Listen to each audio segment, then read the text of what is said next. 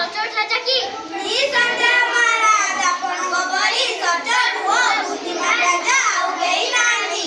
ମୁଁ ଆପଣମାନଙ୍କ ଉତ୍ତର ନିମନ୍ତେ ଆପଣମାନଙ୍କୁ ଅନେକ ଅନେକ ଧନ୍ୟବାଦ। ଏବେ ଆପଣମାନେ ଗୋଟେ ଗୋଟେ ହୀରା ନିଅନ୍ତୁ। ତୁମେ ଚୁପଚାପ ଠିଆ ହେଇଯାଅ, ତୁମ ଉତ୍ତର ତାହା କହିଲ ନାହିଁ। ମହାରାଜ, ଆପଣ ସମସ୍ତେ ଆପଣଙ୍କୁ ସନ୍ତୁଷ୍ଟ କରିବା ପାଇଁ ଉତ୍ତର ଦେଲେ, ମାତ୍ର ମୋର ଉତ୍ତର ଅଲଗା। ତୁମ ଉତ୍ତର ଅଲଗା ହେଲେ ବି ମୁଁ ଶୁଣିବି, ତୁମେ ଆନନ୍ଦରେ ପ୍ରକାଶ କର। ମହାରାଜ, ଆପଣ ମଧ୍ୟ ବୁଦ୍ଧିମାନ ଓ ସଚ୍ଚୋଟ ରାଜା ଅଟନ୍ତି, କିନ୍ତୁ ଆପଣଙ୍କ ଠାରୁ ମଧ୍ୟ ବୁଦ୍ଧିମାନ ଓ ସଚ୍ଚୋଟ ରାଜା ଅଛନ୍ତି, କିନ୍ତୁ ସେ ଆପଣଙ୍କ ଠାରୁ ଶ୍ରେଷ୍ଠ ରାଜା। ମହାରାଜ, ଆମେ ଆପଣଙ୍କ ହୀରାକୁ ନେଇ ଗୋଟିଏ ହୀରା ଦୋକାନୀକୁ ଦେଖାଇବାରୁ ସେ ଯାଞ୍ଚ କରି କହିଲେ ଯେ ହୀରା ନକଲି ଅଟେ। ମହାରାଜ, ଆପଣ ଆମ ସହିତ ଏପରି କାହିଁକି କଲେ? ଅପେକ୍ଷା କର, ତୁମର ସବୁ ପ୍ରଶ୍ନର ଉତ୍ତର ଦେଉଛି।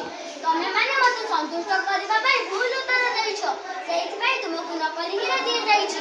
କିନ୍ତୁ ଏହି ଯୁବକୁ ଉପଯୁକ୍ତ ଉତ୍ତର ଦେଇଥିବାରୁ ତାକୁ ମୁଁ ଅସଲି ହୀରା ଦେଇଛି। କ୍ଷମା କରିବେ ମହାରାଜ, ଏପରି ଭୁଲ ଆଉ କେବେ ହବ ନାହିଁ। ମନେ ରଖ, ମୋ ଭାନ୍ତେ ମୋ ପୁତ୍ରର ପରାମର୍ଶଦାତା ନିମନ୍ତେ ଏହି ଯୁବକକୁ ନିଯୁକ୍ତ କରାଯିବ। ଆଜ୍ଞା ମଣିମା। ମୁଁ ତୁମ କଥାରେ ବହୁତ ଖୁସି। ଏବେ ତମେ ହୀରା ନିଅ। ଗର୍ବ ହିଁ ଭଗବାନ, କର୍ମ ହିଁ ଭଗବାନ। ସତ୍ୟ, ଅହିଂସା, ସଚ୍ଚୋଟପଣିଆ ହେଉଛି ମଣିଷର ପରମ ଧର୍ମ। ସତ୍କର୍ମର ଫଳ ସର୍ବଦା ମିଠା ହୋଇଥାଏ। ମନେ ରଖ, କର୍ମ ହିଁ ଭଗବାନ।